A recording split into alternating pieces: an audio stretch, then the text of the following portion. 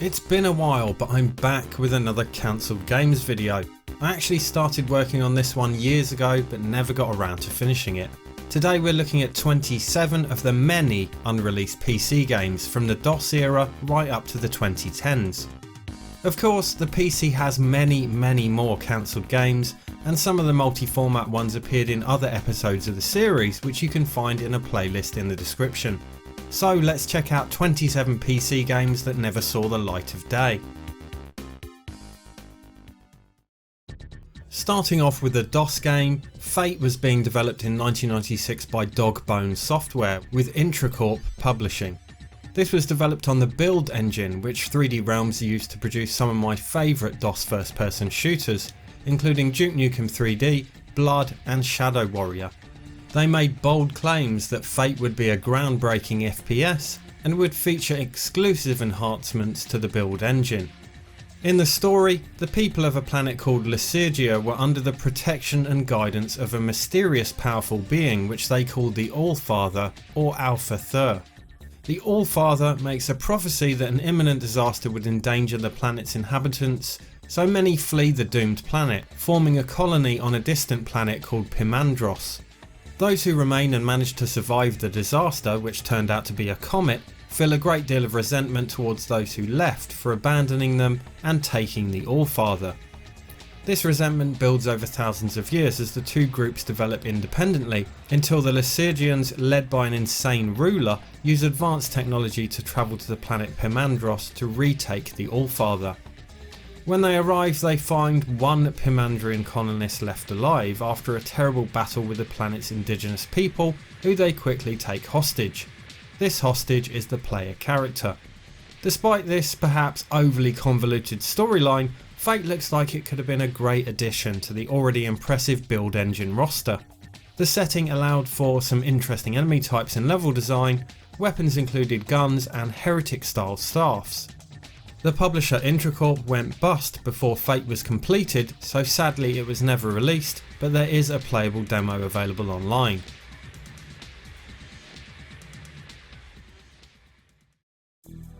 Mission to Nexus Prime was a real-time strategy game being developed by Dallas-based DigiFX Entertainment for PC and Mac around 1997. What's really interesting about this one is that it was based on a story by author Timothy Zahn, who wrote several Star Wars books, many of which I enjoyed as a child, and who famously created the character Admiral Thrawn. An RTS akin to the popular 90s games of the genre like Command & Conquer, the developers promised never before seen features. The major addition would be the dynamic terrain, which would change the map and play area as the game progresses. These live terrain types would be desert, arctic, tropical and volcanic, with each undergoing dramatic changes, for example volcanic eruptions, ice cracking, quicksand and so on. Not only would these natural occurrences dynamically change the terrain, but could prove fatal to any units unlucky enough to be in their vicinity. The terrain would also contain ruins of advanced civilizations and hidden caverns in which a player could secrete troops in order to catch an opponent unawares. As well as the environment, players would have to contend with indigenous wildlife. Timothy Zahn's story would be set across 30 story missions, consisting of 15 for each of the two factions, and at least as many multiplayer missions which could be played by up to 8 players either online or over LAN. And there would even be a mission editor for players to create and share their own maps. Not sure what became of this one. Heist was a stealth action adventure game being developed in 2012 by Trapdoor Inc. for PC, Xbox Live Arcade and PSN. You play as a thief tasked with infiltrating high security buildings in order to steal valuable items. The security in these buildings are armed with tasers that can take down the player with a single shot, so perfect stealth must be employed in order to succeed and escape the building undetected. Guards could be eliminated using stealth attacks or by simply sneaking past them. Various spy gadgets would be available for use a la James Bond. These include anti-gravity shoes that let the player walk on the ceiling, and cloaking technology that can mimic a change of outfit for disguise. Trapdoor produced a short proof of concept demo in Unreal Engine 3. The main character seen here was a placeholder for the demo. Later concepts made him Hispanic and changed his attire to something more casual. The main character would also have a female love interest and a father who were both fellow thieves and would play a major part of the storyline. The layout of the levels, made up of a series of rooms and corridors viewed side on, can be seen here as well as in the concept art. I think it looks really promising. Heist was eventually cancelled as a business decision due to what the developers referred to as a weakening console market, which they said was a devastating but justified decision, and in December of 2012 Trapdoor closed their doors.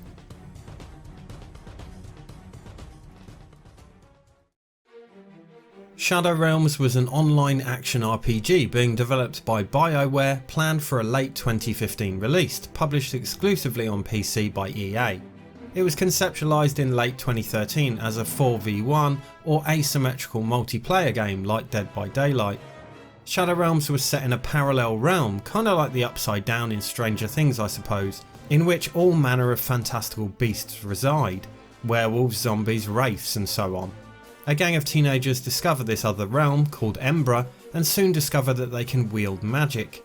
They must band together to defeat the evil present in this world, dubbed Shadow Lord, whose power threatens to spill into and endanger the Earth. The story would actually unfold in both worlds, with some of the game happening in the Earth realm. BioWare took inspiration from classic tabletop RPGs, but Shadow Realms also has all the hallmarks of teen fiction at the time: werewolves and zombies, a band of gifted teenagers, and magic. Clearly taking inspiration from other popular teen media like Harry Potter and the various vampire based films and shows. BioWare fed into this idea by planning to create a series of live action trailers for the game rather than trailers made of cutscenes or gameplay. One such trailer was released in 2014 and depicts the teens discovering and grappling with their newfound magical powers. It's incredibly well made. As we can see from IGN's coverage of the game at 2014's Gamescom, it seems like a hack and slash affair. Players would fight their way through linear dungeons using melee combat, weapons, magic, traps and so on. Monsters could be summoned as allies in battle. Each of the characters would be fully customizable right down to appearance, tattoos and clothing, and there would be 9 character classes, 8 human and the option to play as the evil Shadow Lord. Each character class would have an assigned magic ability, but the player would be able to choose any weapon desired regardless of their chosen class. Each class would have its own respective skill tree and unlockable items. It seems that most of the developers' efforts went into the 4v1 gameplay, which would likely have supported a free to play model online, although a story mode was planned.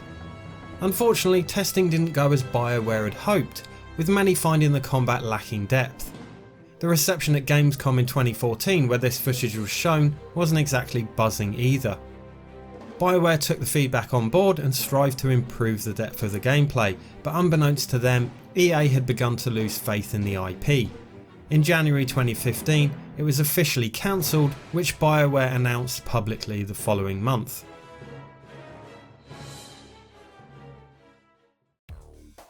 The original Jazz Jackrabbit, a DOS platform shooter developed and published by Epic, then called Epic Mega Games, in 1994, brought me many hours of enjoyment back in the day. It got a sequel in 1998, but a third entry in the series was being developed in 1999, aiming for a release in 2000. Titled Jazz Jackrabbit 3 or Jazz Jackrabbit 3D with the subtitle Adventures of a Mean Green Hare, it was being developed using Unreal Engine by World Tree Games, the studio responsible for the excellent shooter Tyrion on DOS.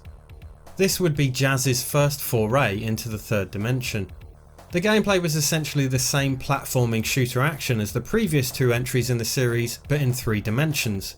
It's similar to many of the late 90s 3D platform games on console that strive to emulate the success of Mario 64. Jazz has a weapon to shoot at enemies, and the player can hold down the fire button for a stronger attack. He can run, jump and swim his way through the levels in an effort to rescue his children from his tortoise nemesis Devon Shell, who has kidnapped Jazz's offspring and taken them to an alternate universe using a modified time machine from the second game, repurposed to cross dimensions. This alternate dimension is in 3D, which is actually a pretty neat way of explaining Jazz's transition from 2D to 3D and intertwining it with the plot. All this exposition would have been explained in an animated 2D intro following on from Jazz Jackrabbit 2.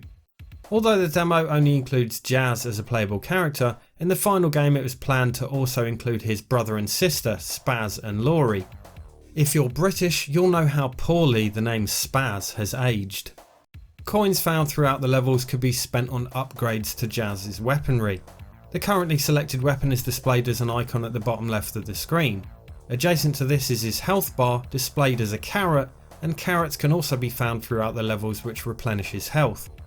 Each weapon could also be combined with an elemental dream cell such as fire and ice, which modified the weapon's effect. An alpha proof of concept was created, shown here, but Epic couldn't find a publisher for Jazz 3D and it was cancelled in May 2000. A 3D Jazz game would never come to fruition, and fans of the series would have to wait until 2002 for its third and final instalment on the Game Boy Advance. Showdown Scorpion was a first-person shooter being developed exclusively for PC around 2005 with a planned 2007 release date. This was developed by Be Cool Interactive to be published by Akela. Set in the 2040s, it featured a futuristic cyberpunk setting in which you take on advanced soldiers and all manner of creatures. The available footage isn't great and it doesn't give much away, but thankfully we can ascertain some details of the gameplay from IGN and GameSpot's experiences with the game at 2007's E3. There would be around 15 weapons available, both modern and futuristic, as well as futuristic technology and paranormal superhuman abilities. Weapons varied from your run-of-the-mill assault arsenal to sci-fi weaponry like a gravity gun, which sounds very fun indeed. This doesn't, as you may expect, levitate enemies into the air, leaving them vulnerable.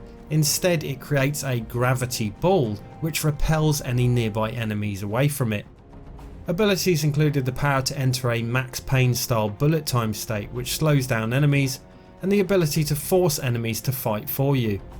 The game was going for jump scares with plenty of hidden enemies and dark corners in which they can hide.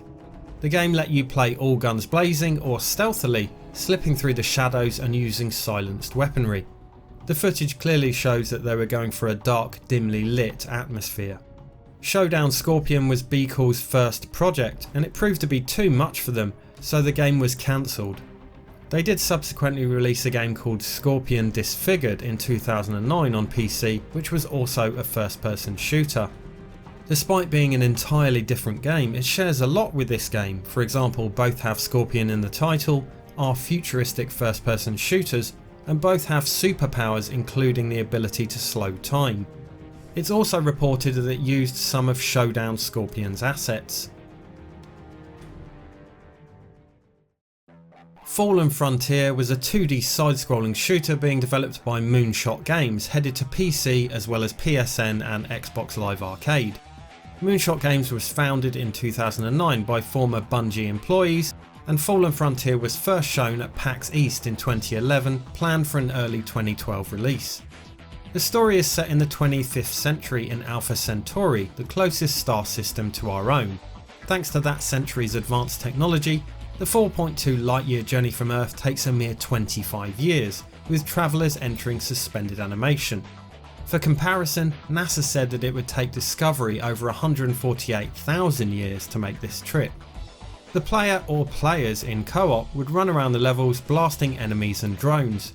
Co-op would be available both on and offline, and the game was really developed with co-op in mind. When the two player characters are in close proximity, they're displayed on a single screen, but when separated the screen splits with this rather unusual dynamic line which moves around depending on the player's respective positions.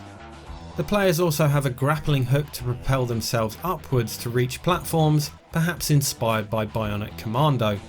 The grappling hook also let you pull enemies towards you and even tow a teammate. The characters could also jump off of walls to scale shafts, Jackie Chan style. It does look gorgeous with nicely drawn 2D graphics and some nice background detail and parallax scrolling. Being made by ex-Bungie devs, it would also have taken inspiration from Halo with the designs and weapon cooldown and so on, but it does look like quite a simple game on the surface. Eventually, Moonshot Games cancelled Fallen Frontier in 2013, stating that they wanted to focus on mobile games. Long before Starfield, Bethesda were working on a game set in space called 10th Planet. This was planned for release in 1997 and would be a space combat simulator. This would be a joint venture for Bethesda, teaming up with Centropolis Entertainment, Roland Emmerich's production company, responsible for films such as Stargate, Universal Soldier and Independence Day, all of which were also directed by Roland. Development began as early as 1995, but suffered delays as Centropolis, who were writing the story, were busy with the production of Independence Day. The story is based on a 10th planet in our solar system beyond Pluto, which is inhabited by aliens. Those aliens are now headed for Earth with nefarious intent, and only an ace space combat pilot can stop them. It would be developed on Bethesda's X engine used for the Elder Scrolls II Daggerfall, which they described as a real-time rendering engine of considerable flexibility that could construct virtually any sort of environment for any purpose. Bethesda wanted grand space battles against huge space fleets, but the gameplay would extend beyond mere space combat.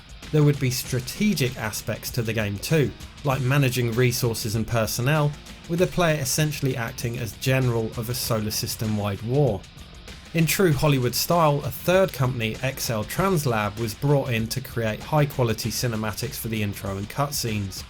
Bethesda bought the graphics company in late 1997, they'd previously done work for television and the corporate world.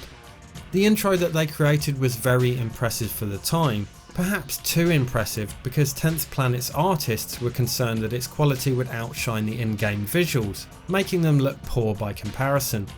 It's quite possible that this was a driving force behind its cancellation. The intro also cost a great deal of money to produce, which ended up being wasted as the game was cancelled.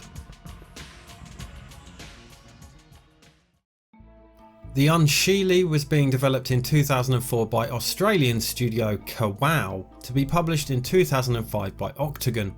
A first-person shooter, it featured horror and fantasy elements. Its tagline was "Some fairy tales were never meant to be told." You play as Damien Logan, who crashes his car and finds himself in a mysterious haunted forest. Upon exploring the forest, he soon finds some ancient runes and a strange supernatural light source. Turns out this forest is a land between the worlds of the living and the dead. If that wasn't bizarre enough, there's a 17th century Irish village somehow involved, trapped in time. The game would include Celtic mythological themes. The game's pronunciation, the Unseelie, sounds like it's likely Celtic and refers to an evil fairy race that the protagonist must defeat in order to escape from the forest. He must collect 7 objects obtained by defeating 7 demon lords in order to perform a ritual that will open a portal back to his own dimension.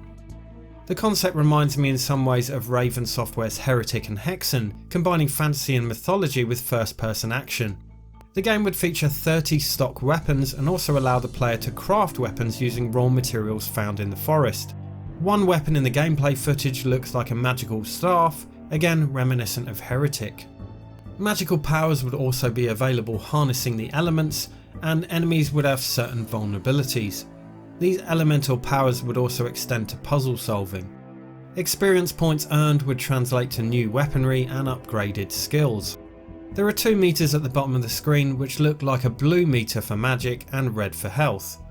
Not really sure what to make of this one, and I'm not a big fan of the name, but conceptually I think it's quite interesting. Not sure what happened to Kawow or the Unseelie, but it was never released.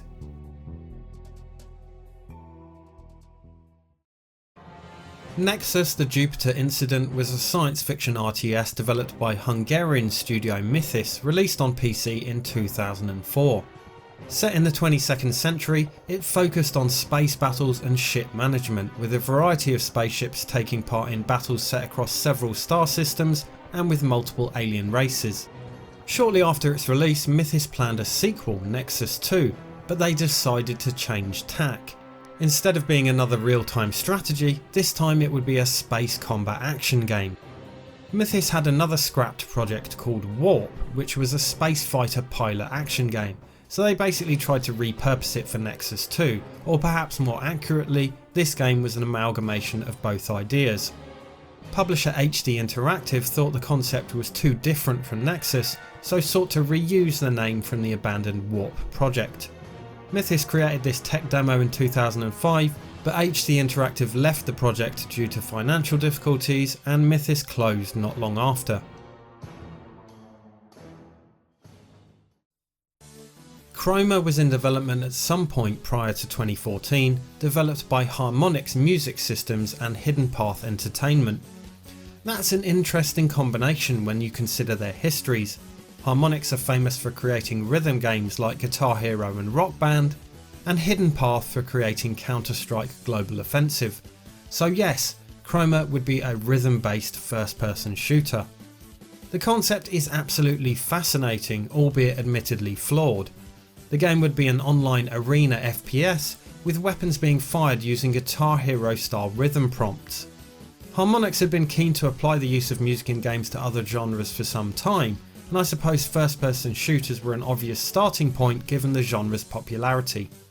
A limited access alpha was released on Steam in early 2014, consisting of a tutorial and online deathmatch with the intention of getting feedback on the concept and gameplay. Everything you do in Chroma revolves around timing your actions with the beat of the music. There's a little visual representation at the top of the screen there, which the developers call the metronome, so you can time your actions to a beat even if you can't hear it. Some actions would have to be performed on a beat, while others just rewarded you for doing so. The idea was to time your shots to a beat, which in practice is actually rather difficult, timing your shots not only with the music but with enemy positions. For some weapons, timing shots to the beat was even a requirement. Jumping between these launch pads would have to be timed with the beat, as well as other means of travel around the levels. Reloading would reward you with extra ammo if timed right. The game would have 5 characters, each representing a different class, each with their respective loadout. Null, the assault character equipped with a submachine gun and grenade launcher. Moreau, the sneak, armed with a sniper rifle and a streak pistol, so named because its strength increases with each consecutive shot timed to a beat. Babel, support, who is essentially a healer. This class has a weapon that fires a healing beam and can deploy healing stations. Healing stations are deployed after the player successfully completes a Guitar Hero style sequence. Zodiac, the tank, armed with a shotgun and a missile launcher which fires heat-seeking missiles if timed with the beat. And Demon, the engineer, who dual wields pistols, has a shotgun and can deploy turrets. This one is interesting as it adds the Guitar Hero style display in the centre of the screen during gameplay, with the beats on the left and right sides representing each of the pistols.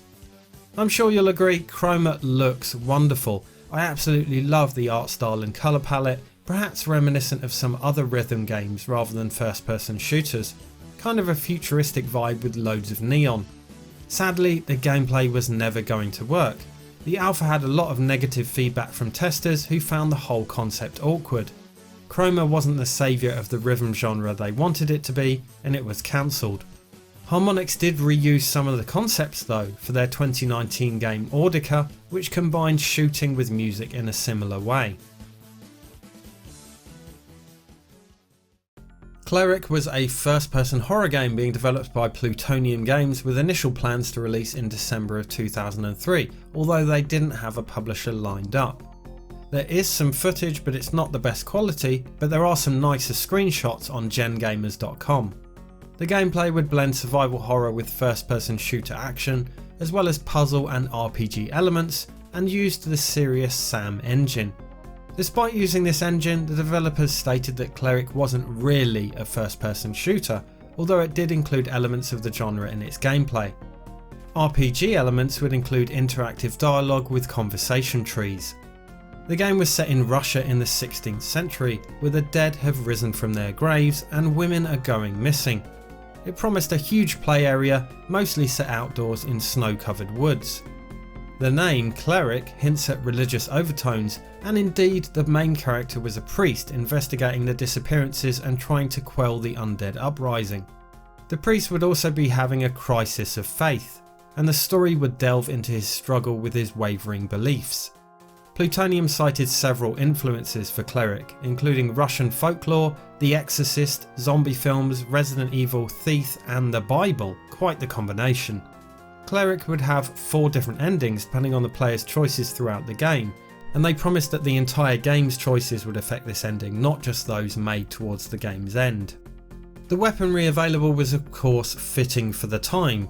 Being the 16th century, this included things like swords and muskets, but the main two weapons were religious artifacts which granted the player special abilities, including the ability to fly, reanimate the dead, and heal. One of these artifacts resembles a holy cross and would repel the undead and even set them on fire, vampire style. Special abilities like the power to raise the dead as allies were called miracles. In multiplayer, players would only have access to miracles unlocked in the base game. Plans to release in December of 2003 came and went, and Cleric was cancelled in April of 2004, still lacking a publisher.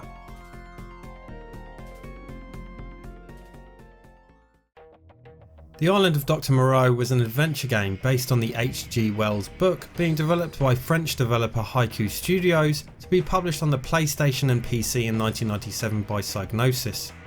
Not much to go on here. There's an article in Spanish magazine Micromania and a clip from what is presumably the intro, which gives absolutely nothing away. The game would span 3 CDs, each containing one of 3 parts of the game. It would use real-time 3D characters over pre-rendered backgrounds, and as the screenshots show, it would have full motion video with real actors. Gameplay was part point-and-click adventure, part real-time action. The island, estimated at roughly 13 hectares in size, would have 60 inhabitants, all of which followed a routine based on the game's clock. Not sure what happened to this, but Psygnosis pulled the plug, and Haiku Studios soon closed.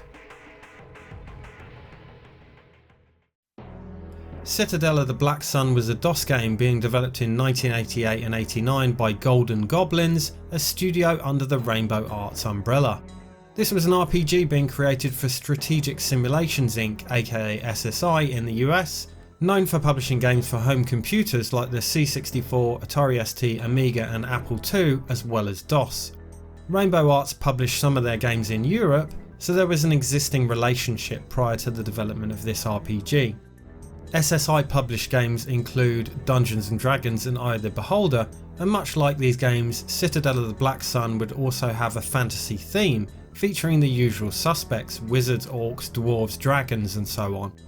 SSI had a few RPGs under their belt by this time, so Golden Goblins opted to emulate the previously established turn-based combat style.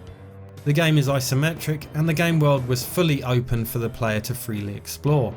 The graphics are primitive, being a late 80s DOS game, but there are some nice looking aspects for the time, including depictions of the characters and their equipped weaponry and armour, and some impressive cutscenes for the time. The control interface seems really intuitive, especially for the time, implementing a simple menu of icons on the right hand side depicting various actions. Players could click on these icons with the mouse or use one of the assigned keyboard shortcuts, and the movement and actions on the isometric play area were executed with the mouse too. When Citadel of the Black Sun was shown to SSI, they absolutely loved it, and were so impressed with the isometric viewpoint and interface that they planned to use its engine for their future RPGs. Unfortunately, there was some internal rejigging at Golden Goblins / Rainbow Arts which led to the game's producer leaving the company. Well, that and he stole the girlfriend of one of his friends who was also working on the project. Little bit awkward.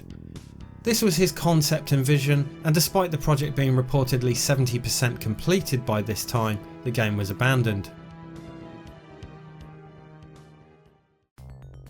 Beneath was a third-person action-adventure game being developed by Presto Studios for the PlayStation and PC in the late 90s, aiming for a summer '99 release published by Activision. This was basically a Tomb Raider style game, which they even touted as the Tomb Raider killer. The trailer and hype around the game even took jabs at Tomb Raider, with hilarious taglines such as "deeper than any tomb," and claiming that the protagonist, archaeologist Jack Wells, is more deadly than any woman. Set in the late 19th, early 20th century, the game would draw inspiration from works of fiction by Jules Verne and H.G. Wells, the latter perhaps being the inspiration for the main character's name.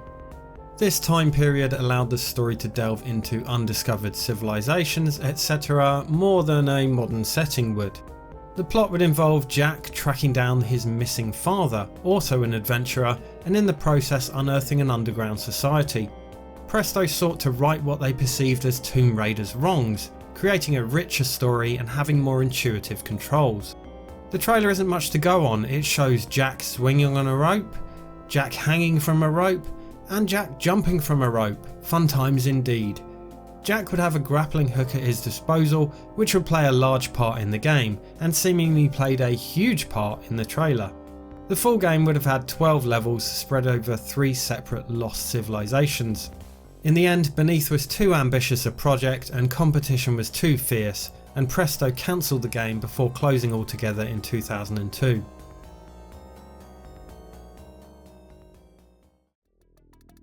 We mentioned classic real-time strategy games earlier with Mission to Nexus Prime. Of course, a highlight of that era of RTS games were the Dune games based on Frank Herbert's novel, a particular favourite of mine being Westwood Studios' Dune 2. The original Dune RTS was developed by Cryo Interactive. Around 2001, Cryo Networks, a subsidiary of Cryo Entertainment, were working on another RTS based on Dune called Dune Generations. The gameplay would focus on short and long-term resource management, commerce management, and real-time combat. Similar to previous Dune games, the player would play as one of 3 factions, one military, one mercenary, and one traders. Of course, a key aspect of success would be to seize control of spice production on Arrakis. After all, he who controls the spice controls the universe.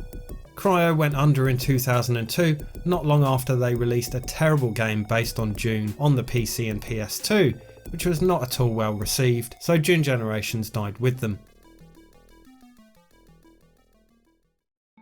Deprived was a first-person horror game being developed by Diesel Games between 2007 and 2009 for PC and Xbox 360. This was to be developed in tandem with Gen Audio to use their Astound Sound technology, which, quote, models how the brain perceives sound from all directions, including above and below the listener, and uses enhanced 3D sound technology software they refer to as 4D, built on a decade of research into how the human brain perceives sound. The trailer is absolutely grim, depicting what is presumably the player character strapped down, with some nutter delivering a very sinister monologue. All around the room are instruments of torture, pretty much everything you don't want to see in that situation.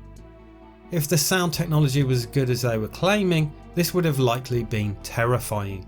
The game never made it, obviously, but Gen Audio did upload a spatial sound demo of the same name to their website.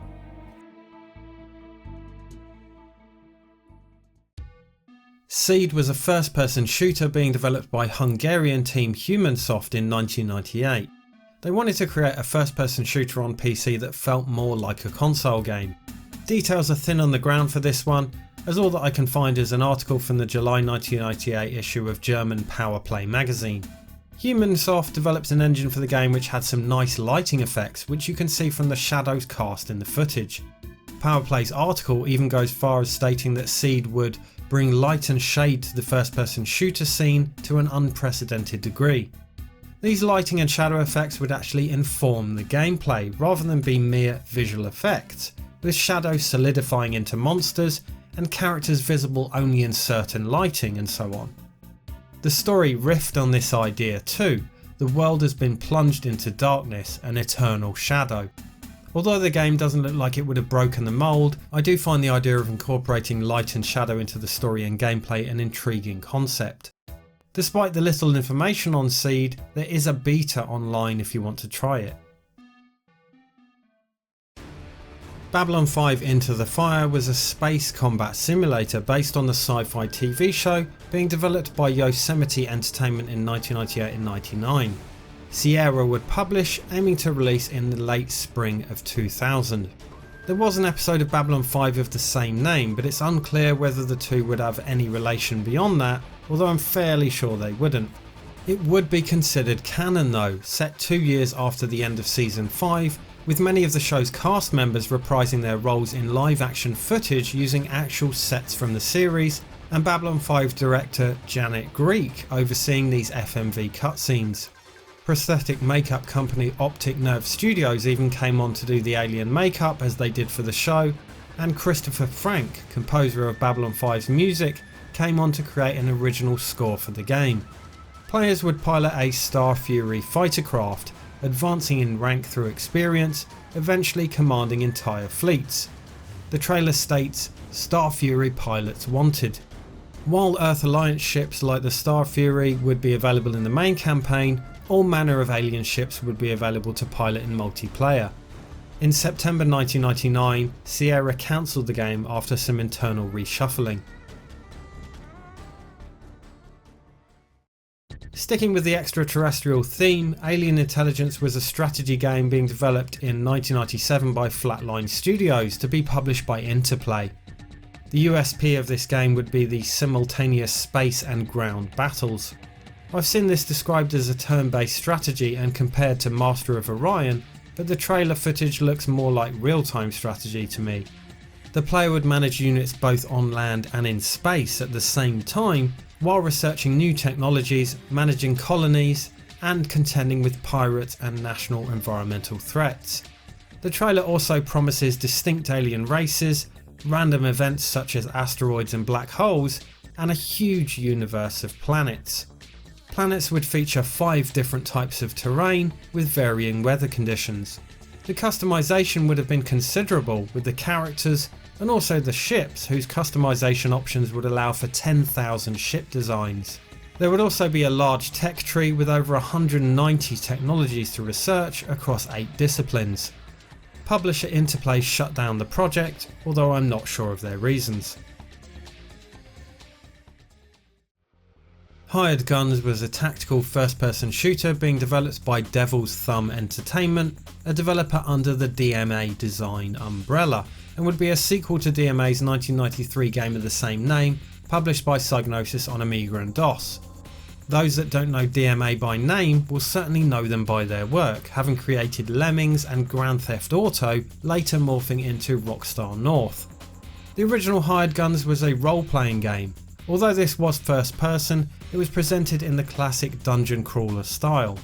4 separate windows let the player control 4 characters on screen simultaneously, or 4 players play together in co-op.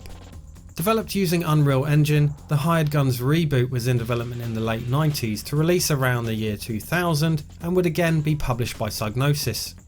It retained a lot of the spirit of its predecessor, focusing on tactical play and displaying 4 windows on screen, although this time there was a larger main window. Again, the player would control 4 teammates simultaneously. The larger screen displays the view of the character you're currently controlling, with the other 3 characters' viewpoints being relegated to the bottom of the screen in slightly smaller windows. While controlling one character, the player can use the controls at the top right to tweak the AI to instruct the other 3 characters and inform their behaviour. The 4 characters were Kircher, a spiritual Rastafarian with healing capabilities and the leader of the Hired Guns. Muriel, a 200-year-old cyborg equipped with a cyberjack that makes her skilled with electronics.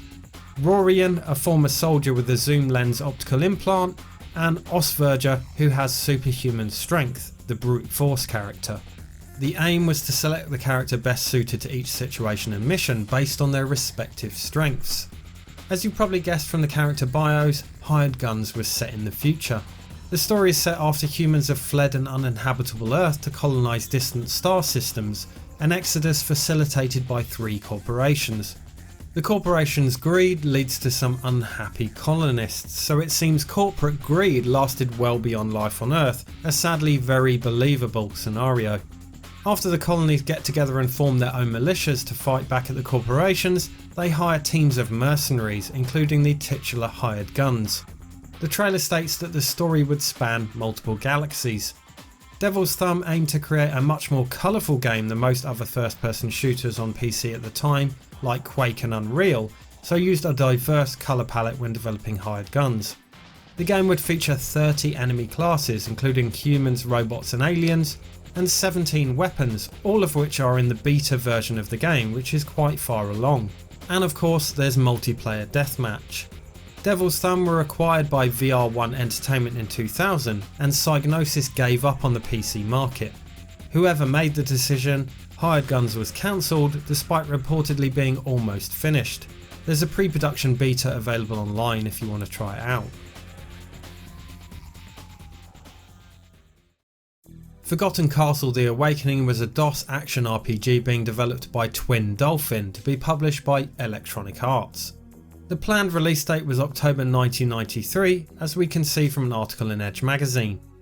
Edge magazine were clearly in awe of Forgotten Castle, beginning their preview article with the words "Wow, this is really impressive," and later calling it the Ferrari of fantasy role-playing games. The game also wowed at CES in June 93. The story follows a prince searching for his father, the last true king of the land of Alonia, in which the game is set. It would feature a fully explorable 3D world with various environments, with 256 colour graphics and a lot of detail. The Edge preview remarks on how you can look through the windows of the buildings into detailed interiors.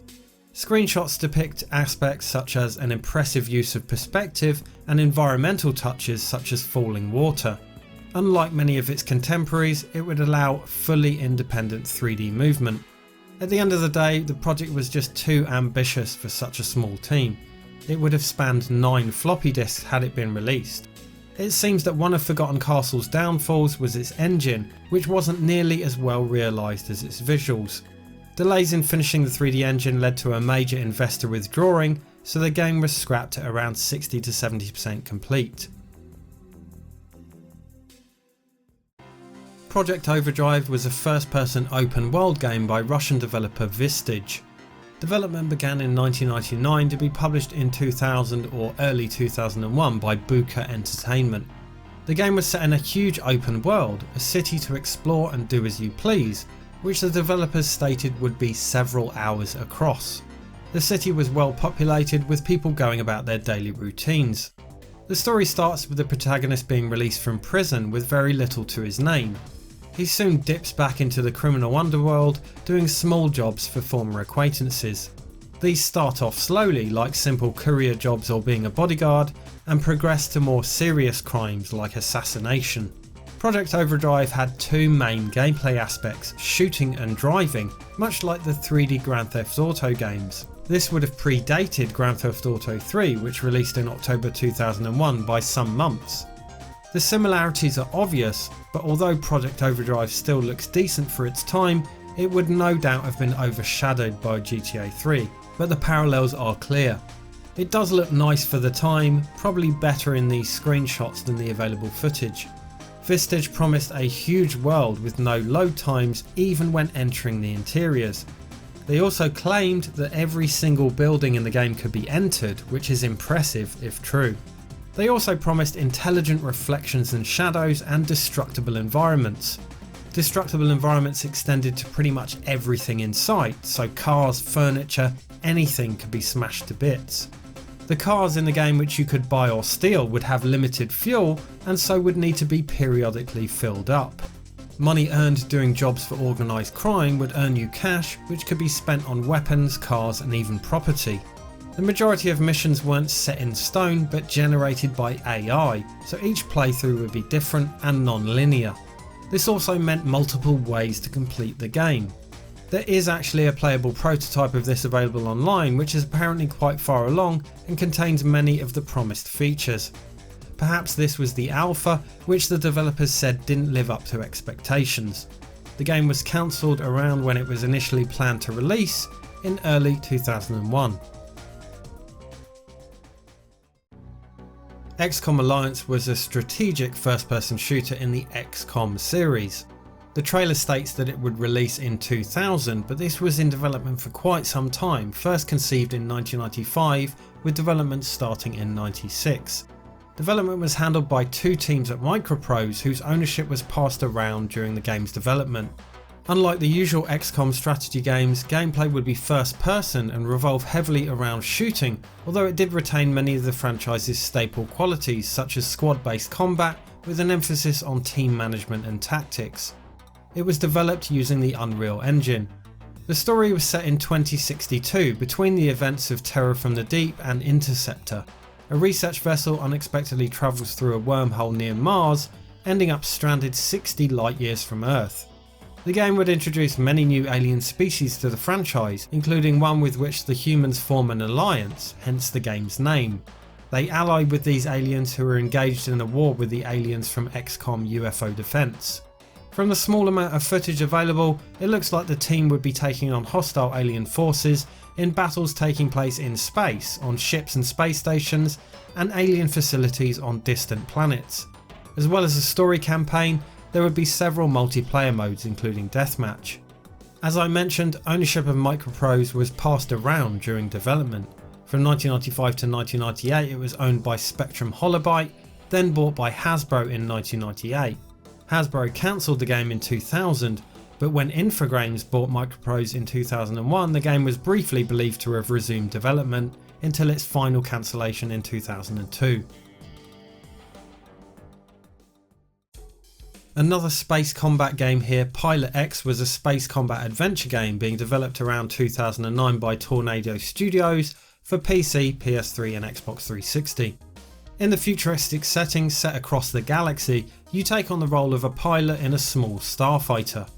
Missions were set in space and on planets, with objectives including harvesting precious resources from asteroids, destroying installations and turrets, disrupting enemy communications, and of course battling enemy ships.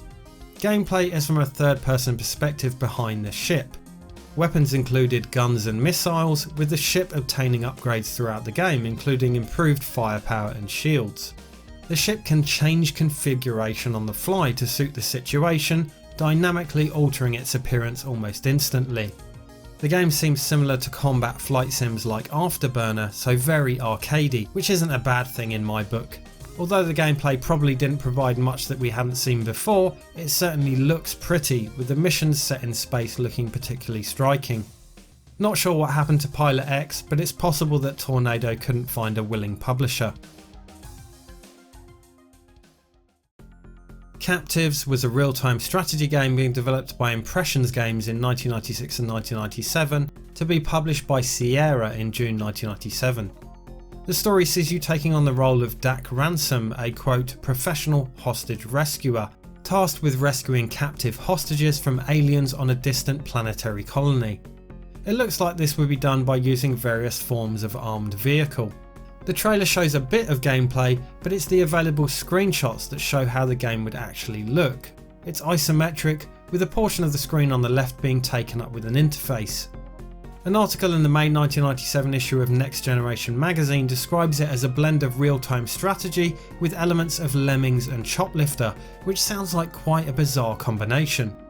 Perhaps Captives would be better described as an action puzzle game than an RTS. Once hostages are rescued, the player can use them to open up new areas and free other hostages.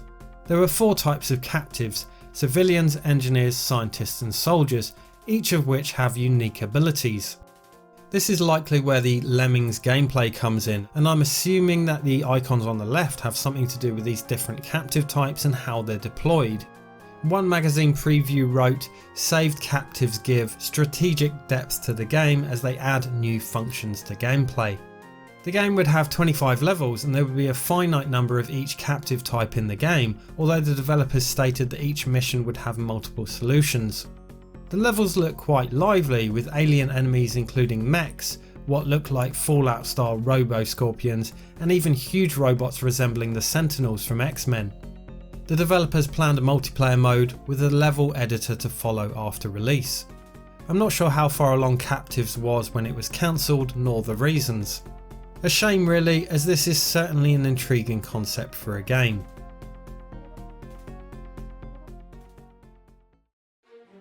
Hannibal was a video game adaptation of the 2001 film of the same name, being developed between 2001 and 2003 by Arxel Tribe for PC.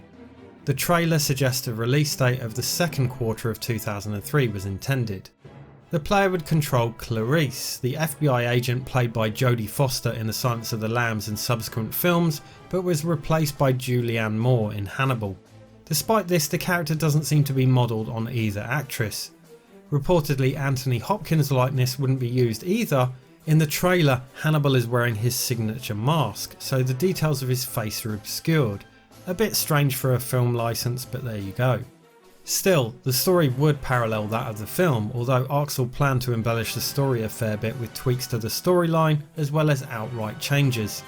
The plot, set in Italy and the US, would be presented via a series of flashbacks set across 6 levels.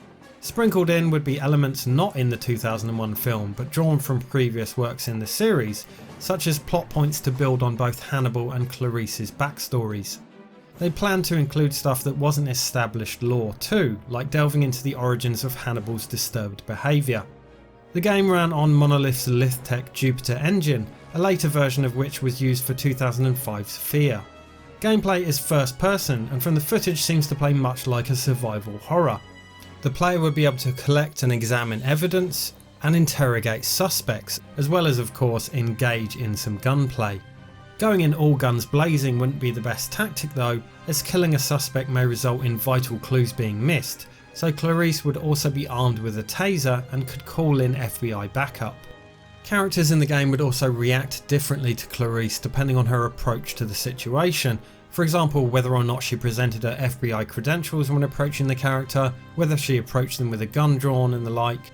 The developers also incorporated a stress monitoring system represented by an anxiety meter. Several factors would influence Clarice's stress levels, including injuries and colleague relationships. As anxiety increased, Clarice would experience some detrimental symptoms such as vertigo causing blurred vision. The environment would even change to reflect her anxious state, with the music changing and even NPC faces appearing more aggressive. The release date moved from Q2 2003 to November, but eventually there was some sort of financial problems that led to Hannibal's cancellation, with the project having had at least 2 different publishers on board during development. One developer claimed that it was as much as 95% complete by the time it was canned.